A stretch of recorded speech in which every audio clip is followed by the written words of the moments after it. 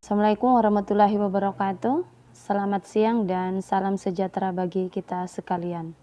Perkenalkan, nama saya Salmawati SPD MPD. Saya adalah dosen tetap pada Fakultas Keguruan dan Ilmu Pendidikan Universitas Laki Dende, Program Studi Pendidikan Matematika. Spesialisasi saya adalah mengajar mata kuliah pengantar dasar matematika. Dan pada hari ini saya akan menjelaskan proses pembelajaran dengan menggunakan metode DIA, Delivery Interaction Assessment. Adapun deskripsi singkat dari mata kuliah pengantar dasar matematika, yaitu mata kuliah ini dimaksudkan untuk memberikan pemahaman dan pengetahuan tentang himpunan, relasi, fungsi, kardinalitas, dan logika yang mencakup disjungsi, konjungsi, implikasi, biimplikasi, ekuivalensi, serta ruang lingkup kajian dalam mata kuliah ini yakni konsep dasar himpunan, macam himpunan, relasi pada himpunan, operasi pada himpunan, himpunan bilangan-bilangan, relasi fungsi, bilangan kardinal, dan logika matematika. Mahasiswa akan diajarkan untuk bereksplorasi dan berelaborasi dalam kegiatan mengonstruk pengetahuan yang berupa pemahaman konsep, prinsip, dan penerapannya dalam memecahkan masalah yang berkaitan dengan teori himpunan dan pengantar logika matematika. Pada mata kuliah ini, mahasiswa akan dibekali dengan pengetahuan terkait teori himpunan dan logika matematika. Adapun kemampuan akhir yang diharapkan setelah mengikuti kuliah ini yaitu: yang pertama, mahasiswa mampu menjelaskan dan menerapkan konsep dasar dari teori himpunan. Yang kedua, mahasiswa memiliki kemampuan berpikir logis, rasional, analitis, dan kritis, serta kreatif. Sedangkan materi pembelajaran pada pertemuan kali ini yakni pengertian himpunan, keanggotaan himpunan, cara menyatakan himpunan, kardinalitas himpunan, dan relasi pada himpunan. Untuk mendukung proses pembelajaran, saya menggunakan referensi berupa modul, buku ajar, dan materi dari internet. Adapun sistem pembelajaran yakni secara luring atau tatap muka, sedangkan untuk metode pembelajaran saya menggunakan metode ceramah, tanya jawab, dan tugas. Proses interaksi terjadi tidak hanya di dalam kelas, tetapi juga di luar kelas. Interaksi di luar kelas terjadi dengan menggunakan grup WhatsApp dan Google Classroom, di mana pada grup ini mahasiswa dapat berdiskusi mengenai materi yang belum dipahami. Teknik penilaian yang saya lakukan mengacu pada pedoman penskorang, yaitu marking scheme, dengan bentuk tes multiple choice, esai, tulisan maupun lisan, di mana hasil tesnya harus sesuai dengan indikator penilaian. Selain itu juga, berdasarkan kontrak perkuliahan di awal pertemuan, proses penilaian juga mengacu pada kehadiran nilai ujian tengah semester dan nilai ujian akhir semester. Berikut proses pembelajaran saya di dalam kelas untuk mata kuliah pengantar dasar matematika. Assalamualaikum warahmatullahi wabarakatuh. Waalaikumsalam warahmatullahi wabarakatuh. Dan selamat siang. Baik, hari ini pertemuan kedua untuk mata kuliah pengantar dasar matematika, dan minggu lalu kita sudah membuka pertemuan pertama terkait kontrak perkuliahan dan RPS yang akan kita jalankan perkuliahan selama 8 kali pertemuan.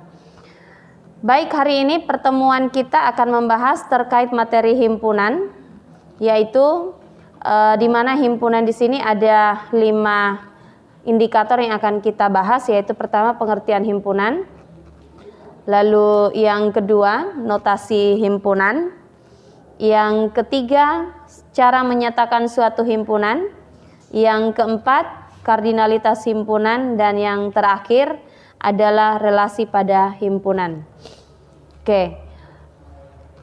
Ibu mau tanya, siapa yang sudah pernah mendengar kata himpunan, baik di sekolah atau membaca buku atau apa? Siapa yang pernah membaca apa itu himpunan? Ada yang mau menjelaskan? Apa itu himpunan? Silakan. Baik, adapun menurut pengetahuan saya, itu adalah objek yang dapat didefinisikan dengan jelas. Objek yang bisa didefinisikan dengan jelas. Ada yang mau menambahkan? Silakan. Himpunan adalah kumpulan suatu objek yang didefinisikan dengan jelas. Oke. Kumpulan suatu objek yang didefinisikan dengan jelas. Jadi, himpunan adalah kumpulan benda-benda atau objek yang didefinisikan, tetapi harus jelas bahwa yang didefinisikan itu punya apa? Batas, ya. Kita harus ada batasannya. Karena kenapa? Kalau tidak ada batasannya, maka semua yang berbentuk benda merupakan himpunan. Sementara yang kita maksudkan objek yang didefinisikan adalah yang bisa dihitung, ya, yang bisa dihitung dan bisa diberikan angka atau nominalnya berapa. Baik, di sini benda-benda atau objek yang termasuk dalam satu himpunan biasa kita sebut dengan anggota, atau kalau dalam bahasa matematika biasa kita kenal dengan nama kata singkatan elemen, ya. Jadi elemen dari suatu himpunan. Oke. Di sini ada contohnya. Kumpulan hewan berkaki dua, apakah merupakan sebuah himpunan? Ada yang bisa memberikan jawaban kenapa dia merupakan himpunan? Apakah hewan yang berkaki dua bisa kita hitung? Apa saja yang berkaki dua? Ayam, apalagi bebek dan lain sebagainya, ya. Berarti bisa dihitung. Lalu kalau dikatakan kumpulan siswa yang berbadan gemuk di dalam kelas, adakah yang merasa gemuk di sini? Ada? Yang maunya yang langsing toh, berarti itu tidak termasuk dalam kategori himpunan. Baik, sampai di sini sudah dipahami pengertian himpunan? Oke. Kita lanjut di pembahasan berikutnya, yakni notasi himpunan. Siapa yang bisa menuliskan notasi himpunan di papan tulis? Notasi himpunan, masih ingat materi SMA?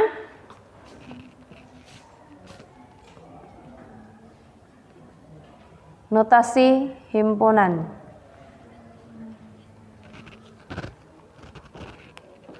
Ada yang ingat apa itu notasi himpunan?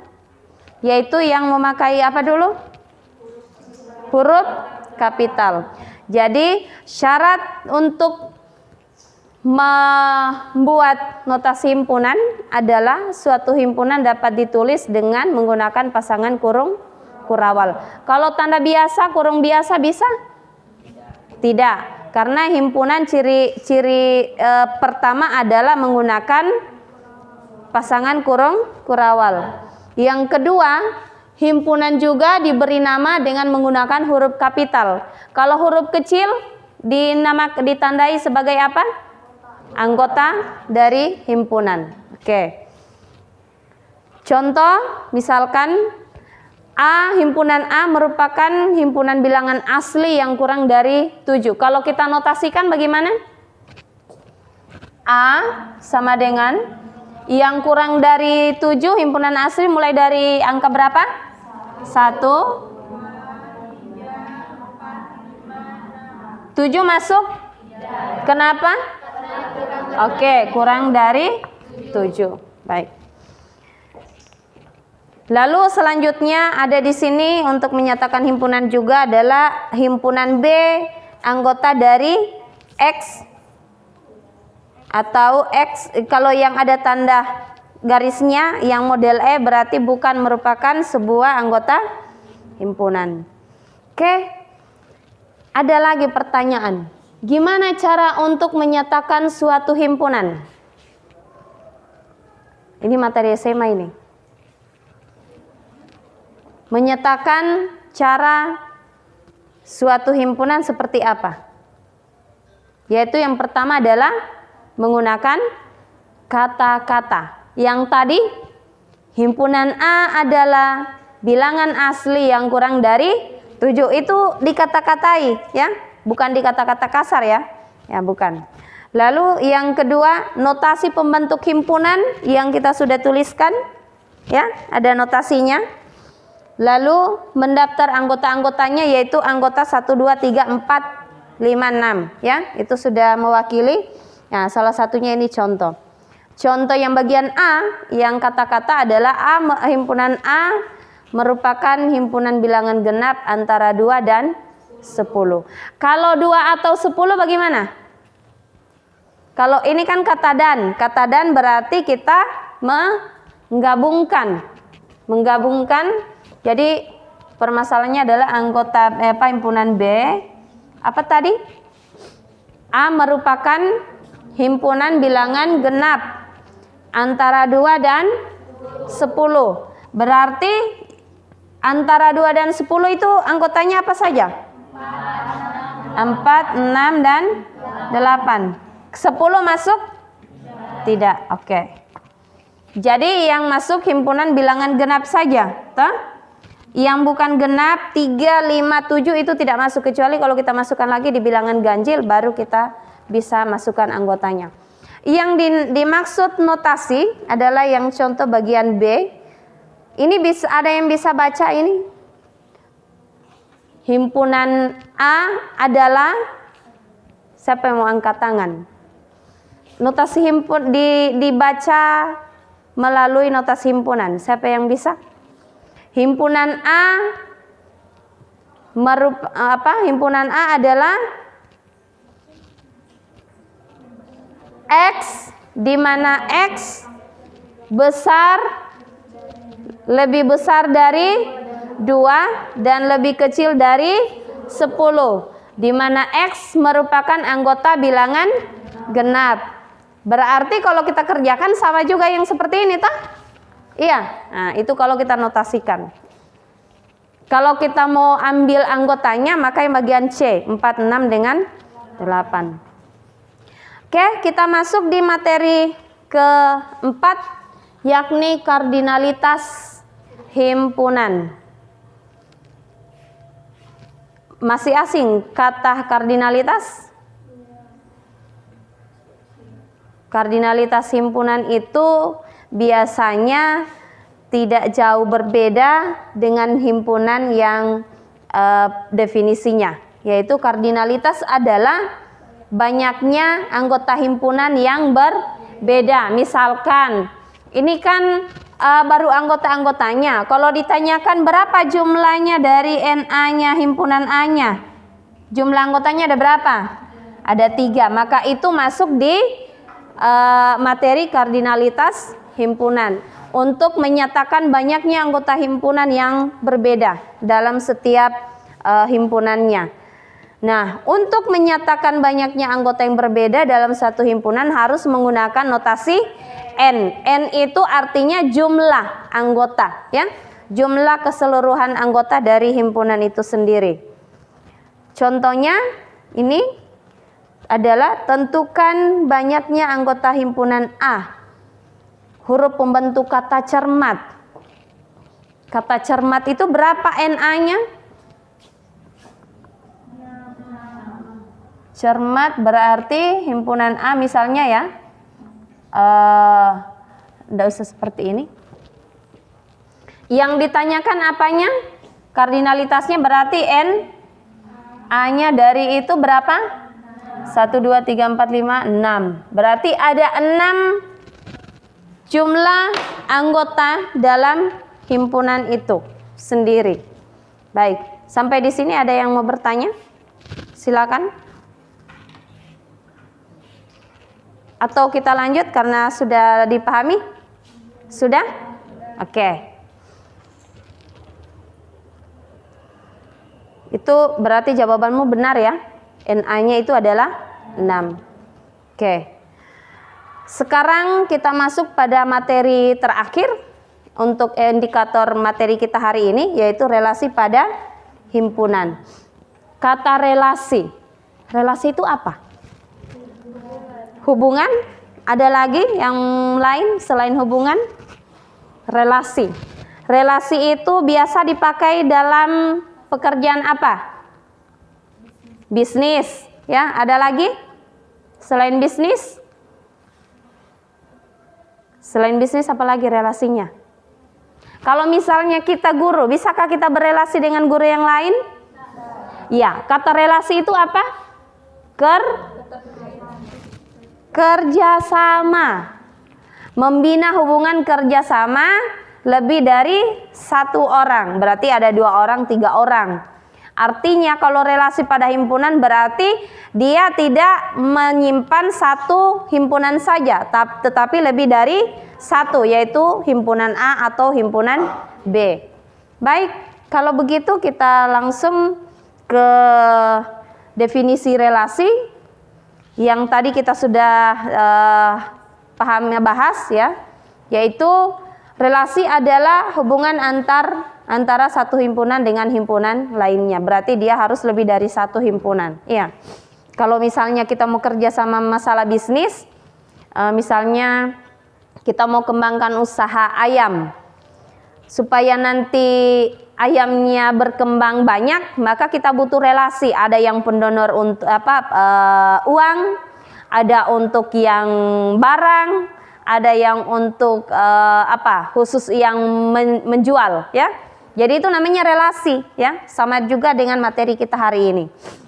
Misalnya ada 2 buah himpunan, yaitu himpunan A sebagai domain.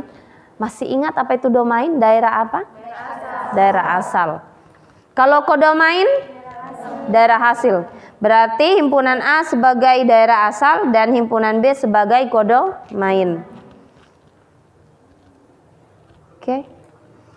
Relasi menyatakan hubungan A dengan B. Relasi dapat dinyatakan dalam 3 jenis. Jadi dalam 3 jenisnya itu yang pertama kita akan masuk pada diagram Venn atau panah? Diagram Venn ya. Diagram Venn atau panah? Sama saja. Oke, misalkan ini A-nya adalah 1, 3, 5, 7. Lalu B-nya apa misalnya? B-nya di sini kita mau relasikan dengan ini. Berarti di sini 1, 2, 5, 6, dan 7. Kalau misalkan kita mau jadikan sebuah relasi diagram Venn, maka kita tulis dulu nama relasinya apa. Setelah itu kita buat sebuah bulatan, ya. Lalu kita masukkan anggotanya. Diagram panah atau diagram pen? Diagram panah. Oke, 1, 3, 5, 7. 1, 2, 5, 7. Oke. Kita cari mana yang berelasi. Antara himpunan A dan himpunan B mana yang berelasi?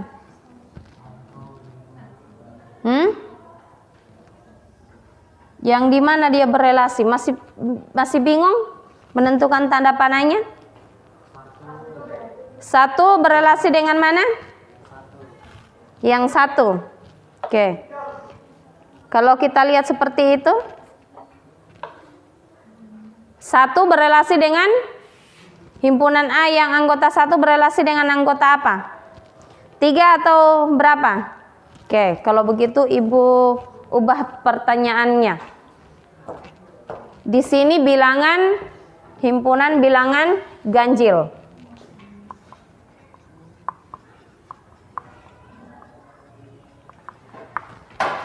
Himpunan bilangan ganjil yang mana saja dia berpasangan?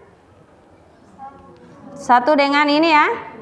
Lalu 5. Ini situ 1 dengan 7. Lalu 5 dengan 1. Iya. 5 dengan 5, 5 dengan 7. Ini semuanya dia berelasi ya. Hanya yang tidak berelasi adalah 2 dan 6. Ya, karena dia merupakan himpunan bilangan genap. Oke, ada contoh di situ. Misalkan himpunan A berisi nama hewan dan himpunan B berisi jenis hewan. Tanda panah kemudian digunakan untuk menyatakan hubungan termasuk ke dalam jenis apa hewan tersebut. Jadi misalnya ayam itu masuk kategori jenis hewan apa, yaitu unggas ya. Singa masuk di mamalia. Kenapa singa masuk di mamalia? Karena dia melahirkan dan menyusui. Buaya masuk kategori ibu pikir buaya darat ya. Bukan ya. Buaya masuk di kategori reptil. Lalu ular masuk juga kategori reptil karena dia, kenapa kategori reptil? Iya, salah satunya bertelur. Ayam juga bertelur, tapi tidak masuk di reptil, kelas reptil. Kenapa dia dikatakan reptil? Hah? Masa menggigit? Dia merayap ya, kategori merayap. Cicak. Cicak masuk reptil, kelas reptil? Masuk. Ya. Komodo. Ya, itu kelasnya reptil. Jangan cuman ingat-ingat terus buayanya ya. Ya, enggak boleh. Oke. Materi berikutnya adalah diagram Kartesius relasi. Jadi kalau diagram Kartesius relasi itu gampang sekali. Tinggal kita gambar saja seperti ini. Lalu kita masukkan yang mana nilai A-nya dan nilai B-nya. Misalnya di sini A, di sini B. Misalnya yang ini adalah himpunan bilangan ganjil, berarti kita mulai 1, 3, 5, dan 7. Ini kita mulai 1, 2, 5, 6, 7. Kita hubungkan antara yang ganjil. Tuh? Mana lagi? Ini enggak ya? Nah, kita masuk di sini. Jadi bedanya karena ada titik-titiknya. Yang ini tidak. Tuh? Masuk juga ya? Oke. Nomor 2 tidak. 5 masuk semua ya. Jadi kita bisa hubungkan seperti ini. 6 tidak berarti 7 masuk semua. Oke. Perbedaannya karena ada ininya, penghubungnya. Jadi sudah kelihatan bahwa yang tidak masuk itu adalah yang 6 dengan yang 2. Ini yang dinamakan koordinat Kartesius. Diagram koordinat Kartesius relasi. Baik, terima kasih. Materi kita hari ini untuk hari ini sudah dianggap selesai. Nanti minggu depan insya Allah umur panjang kita akan bertemu kembali pada materi berikutnya, yaitu logika matematika. Sebelum menutup perjumpaan kita hari ini, Ibu akan memberikan tugas untuk minggu depan kalian kerjakan. Dan sebelum kita membahas materi logika matematika, tugasnya sudah dikumpul di atas mejanya Ibu ya. Sekian, terima kasih atas segala waktu yang diberikan, dan jika ada yang salah-salah kata, Ibu mohon maaf. Sampai di sini, wassalamualaikum warahmatullahi wabarakatuh. Demikian deskripsi terkait mata kuliah yang saya ajarkan dan video proses pembelajaran yang saya lakukan. Semoga bermanfaat. Wabillahi taufiq wal hidayah. Wassalamualaikum warahmatullahi wabarakatuh.